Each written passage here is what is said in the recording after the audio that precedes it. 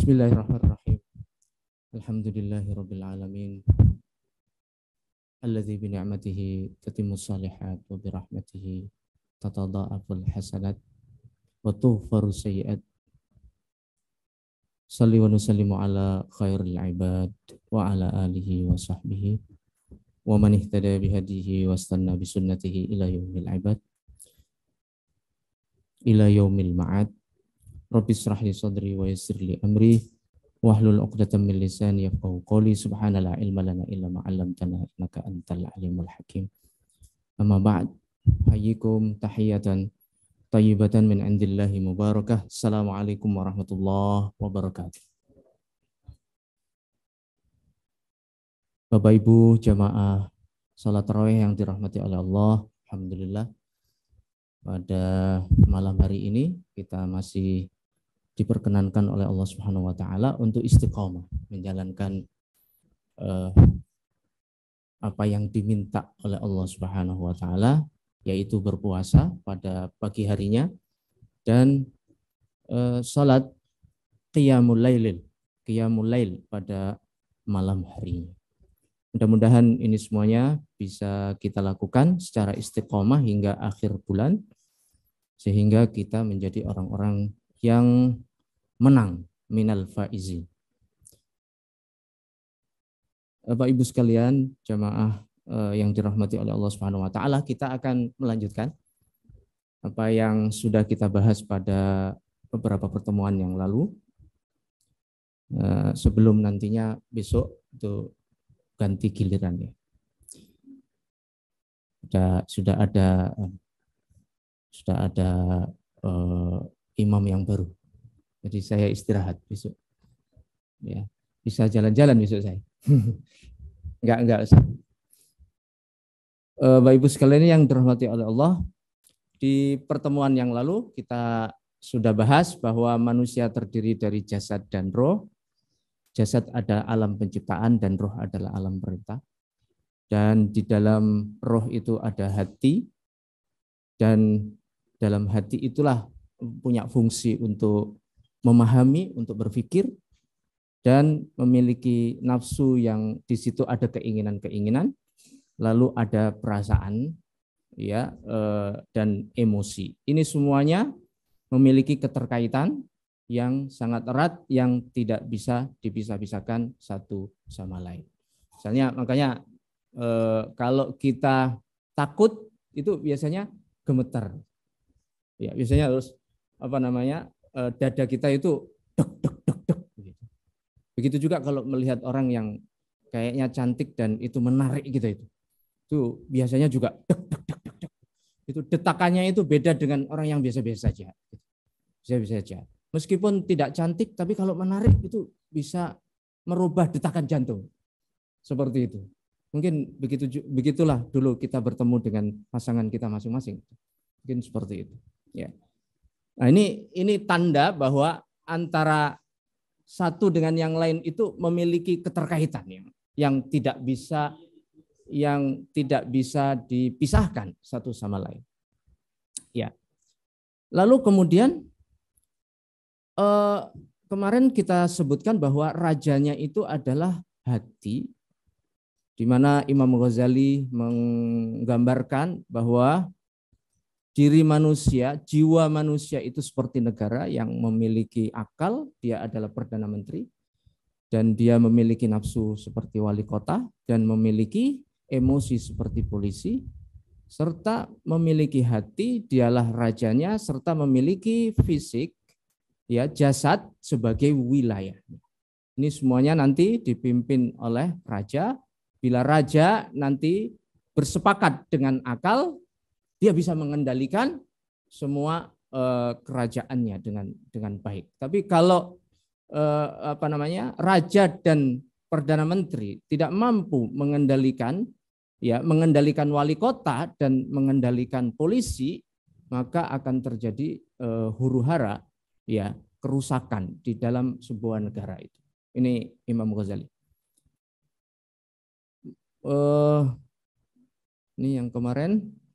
Yang kedua, selain raja, bahwa hati itu adalah objek yang diperebutkan oleh malaikat dan setan. Seperti yang kemarin kita sampaikan bahwa pintu masuk hati itu bisa terlihat dan tidak terlihat. Yang terlihat ini dari zahir dan itu adalah semua anggota tubuh kita. Dan yang tidak terlihat ini adalah batin dan itu ada syahwat, ada temperamen, ada murka, dan ada akal.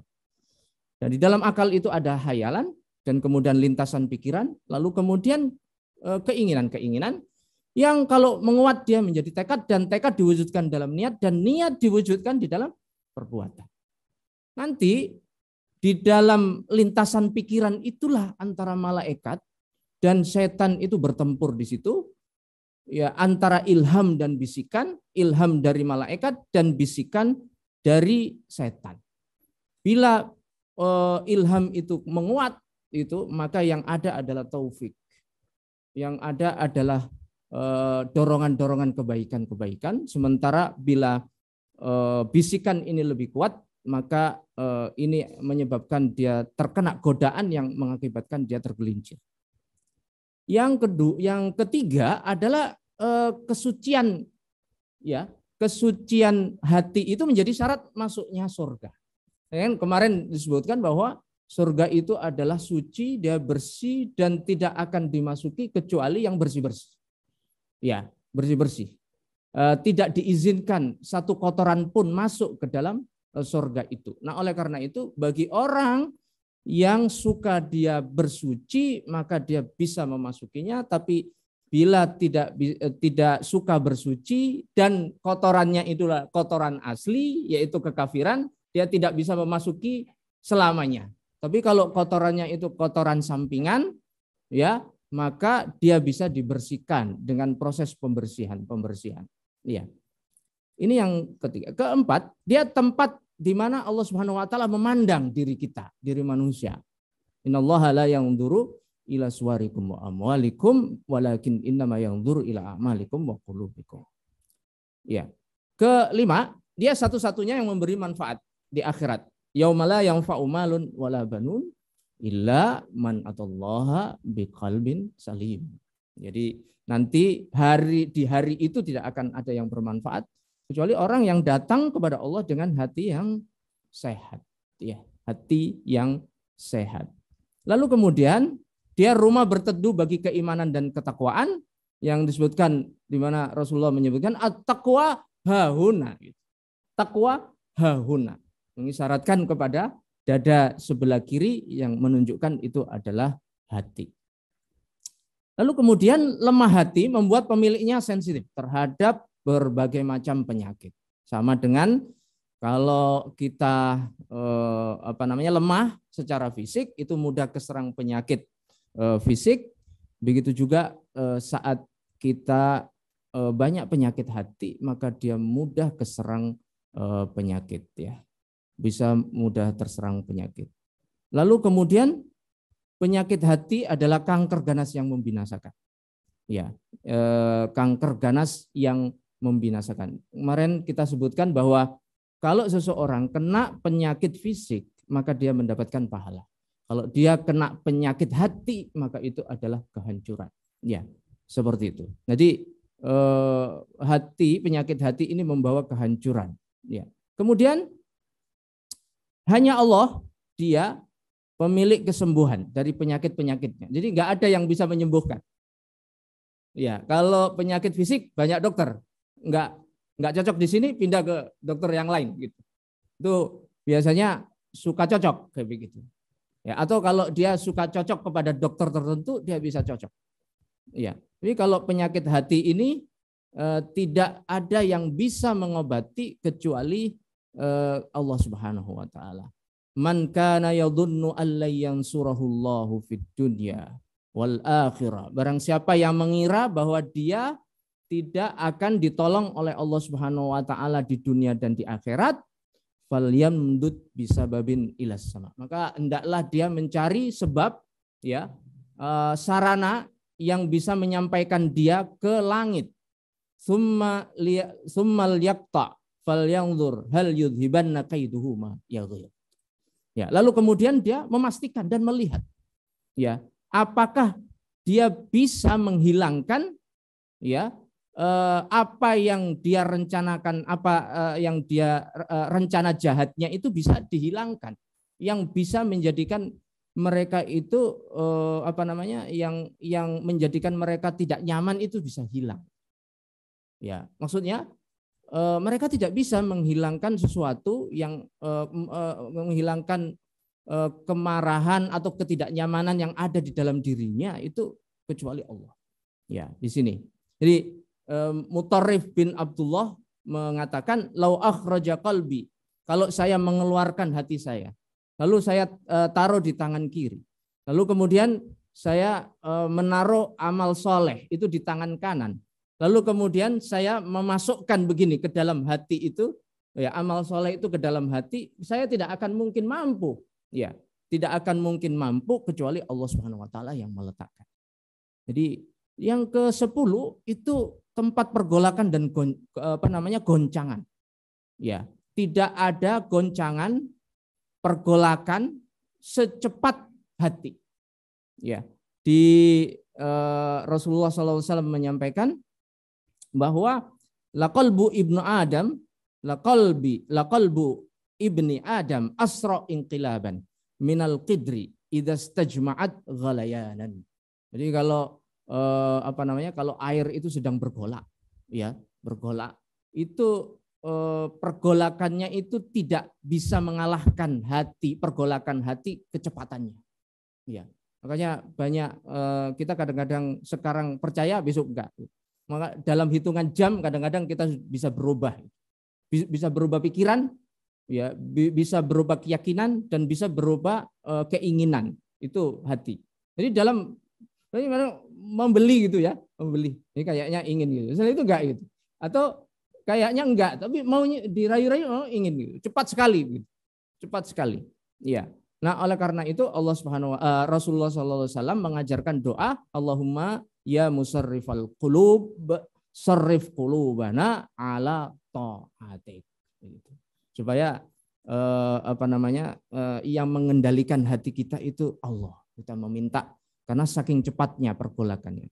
Lalu kemudian jenis amal hati lebih penting daripada amal yang lainnya. Karena itu tadi, karena dia raja, dia tempat berteduhnya iman, dia yang dilihat oleh Allah Subhanahu Wa Taala, sehingga perbuatan-perbuatan hati itu lebih penting. Ya. Fa'amalul qalbi huwa ruhul ubudiyyati wa lubbuha. Ya. Perbuatan hati itu adalah roh daripada penghambaan. Ya, dan inti daripada penghambaan itu sendiri. Ya, fa idza khala amalul jawarih minhu kana kal jasadil mawat bila ruh. Bila ada perbuatan kok tidak disertai dengan amal, ya, hati, maka sesungguhnya amal itu bagaikan jasad yang mati, yang tidak memiliki kehidupan. Ya, sehingga amal hati itu lebih penting daripada amal jawarih atau amal fisik, amal jasad. Ya. Nah, oleh karena itu disebutkan Ibnu Qayyim, fa ma'rifatu ahkamil qulub ahammu min ma'rifati ahkamil jawarih.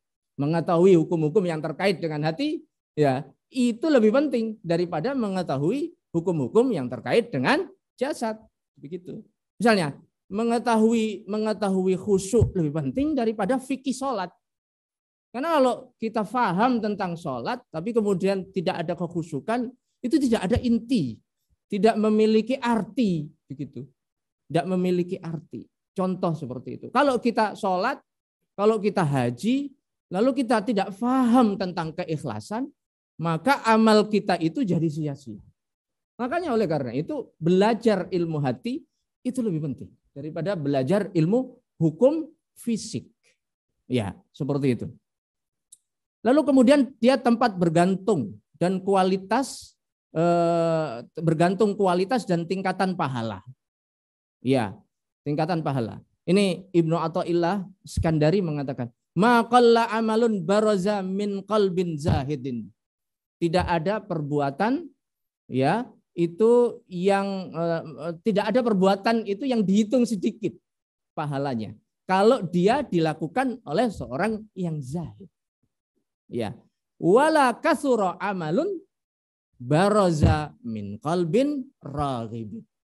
Tapi tidak ada perbuatan itu yang pahalanya banyak jika ia dilakukan oleh orang-orang yang tamak tentang akan dunia. Ya, seperti itu. Nah, ini sehingga dia menentukan kualitasnya itu. Kualitas amal itu ditentukan oleh kualitas di dalam di dalam kualitas hati. Lalu kemudian dia penyebab ketinggian dunia dan kemuliaan akhirat.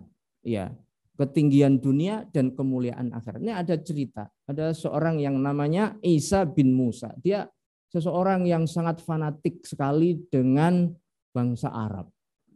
Ya, dan ketika dia pergi ke Basrah, dia mengatakan, siapa ahli fikihnya Basrah? Disebutkan Husain bin Abi Hasan. Lalu siapa lagi? Disebutkan Muhammad bin Sirin. Siapa keduanya itu? Mereka berdua itu maulayani, orang merdeka, orang terpandang. Ya, orang terpandang.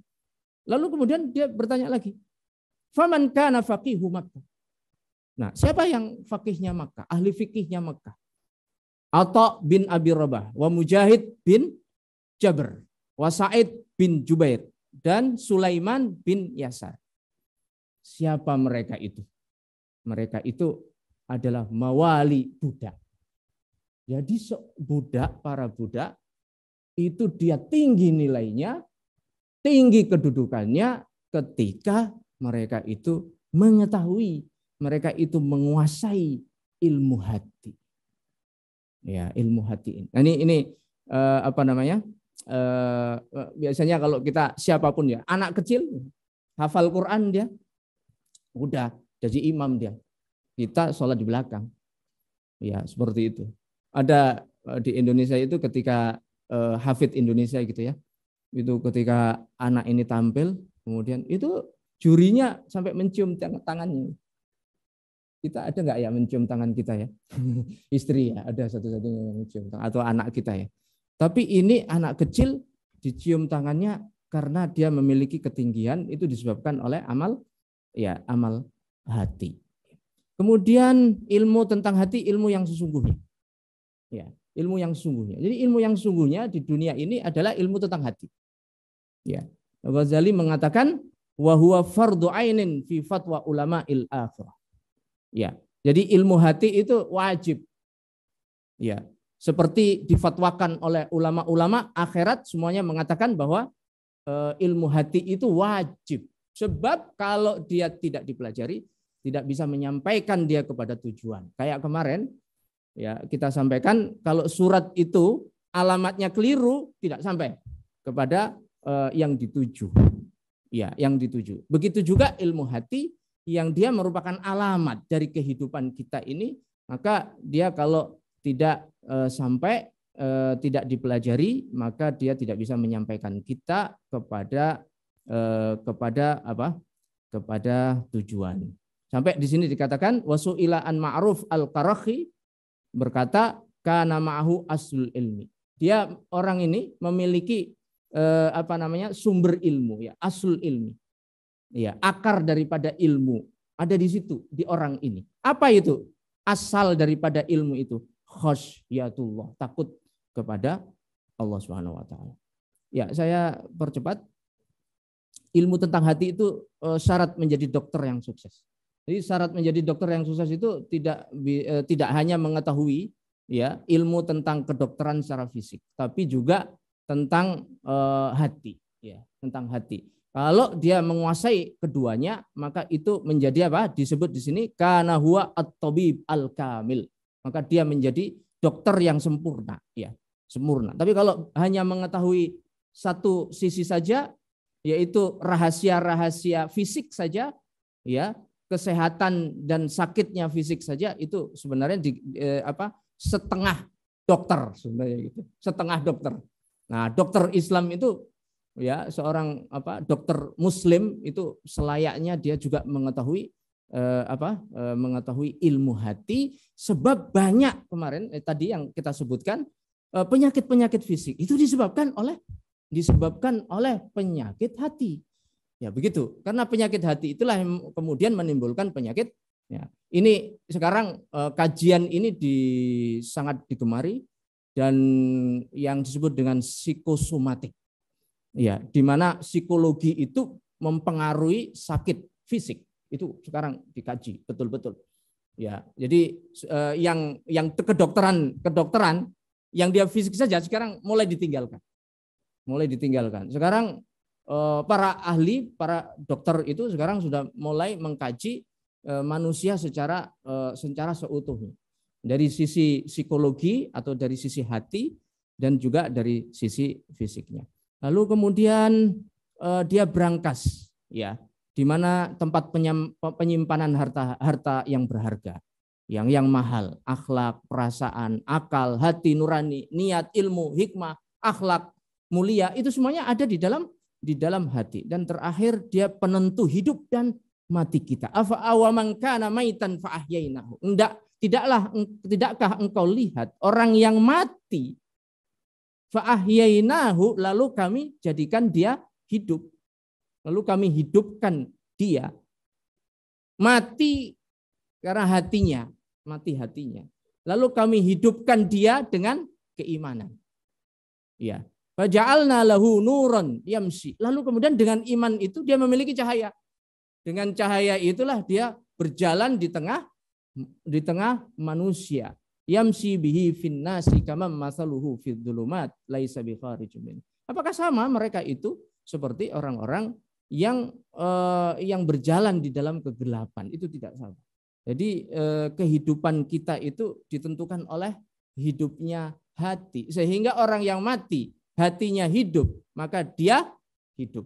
Tapi orang yang hidup hatinya mati, sesungguhnya dia mati. Dia mati di dalam kehidupan, tapi orang-orang yang syahid itu dia hidup di dalam kematian. Jadi dia sangat menentukan.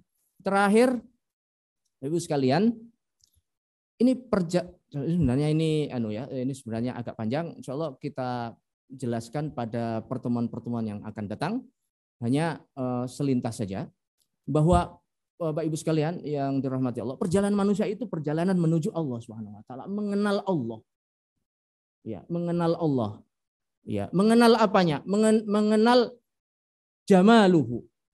Ya, keindahan Allah Subhanahu wa taala. Lalu mengenal kesempurnaan Allah dan mengenal jalaluhu, keagungan Allah. Ya, itu kehidupan kita. Nah, ini adalah perjalanan hati, bukan perjalanan fisik. Saya ulangi lagi, perjalanan kita hakikinya, pada hakikatnya adalah perjalanan menuju Allah. Dan itu adalah perjalanan hati. Lalu kemudian alat transportasinya itu adalah hati yang hidup.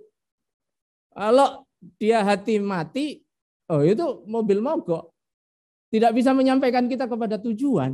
Karena dia alat transportasinya itu hati yang hidup.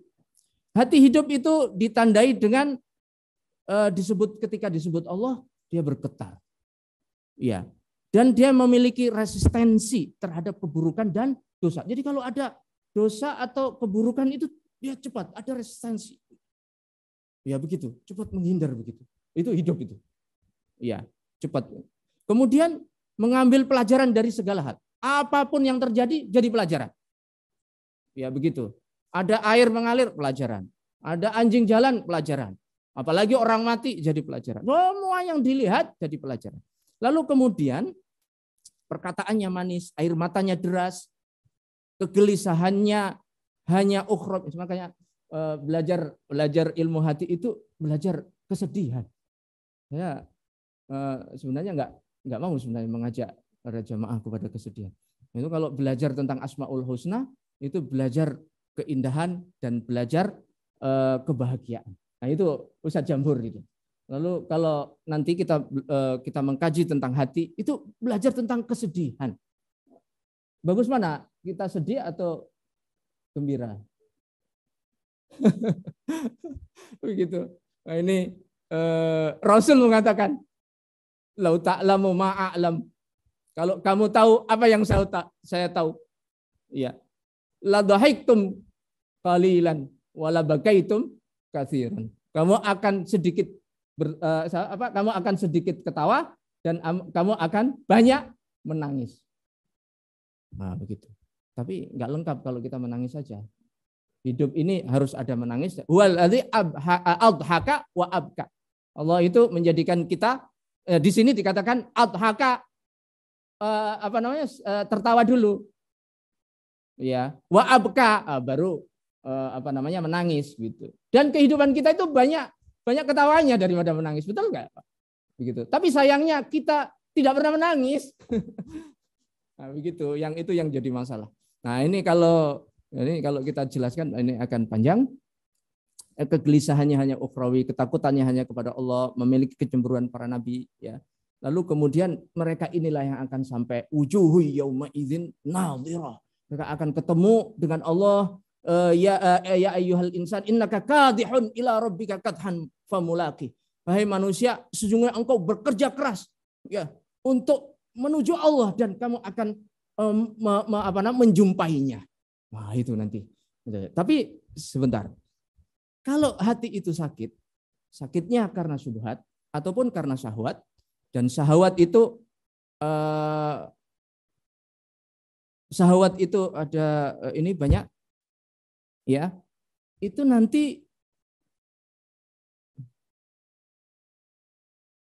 ya, kalau penyakitnya ini ada syahwat, dia bisa bukan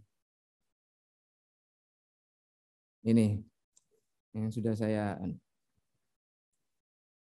ini penyakitnya itu ada, nanti kita jelaskan pada pertemuan-pertemuan yang akan datang. Dia penyakit syahwat itu ada hayawaniyah, ada sabuiyah, ada syaitoniah, dan ada malakiyah. Ya.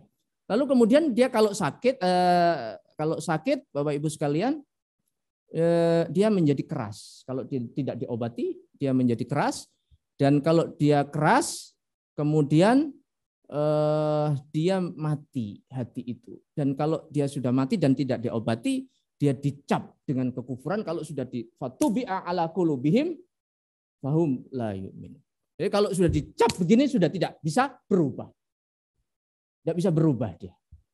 Ya, innalladzina kafaru sawa'un 'alaihim andartahum am lam tundirhum la yu'minun. Kalau sudah dicap oleh Allah sama dengan penyakit ya, Pak.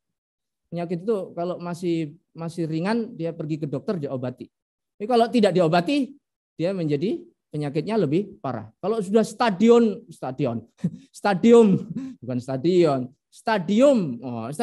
berapa sih yang paling tinggi itu ya? Stadium 4 ya. Nah, ini akibat kalau tidak mengetahui dokter fisik gitu. Kita taunya dokter hati aja. Itu nggak lengkap. Ya. Nah, kalau sudah stadium 4 itu dokter kadang-kadang mengatakan, Pak, kami sebagai dokter manusia hanya bisa begini. Ya, ini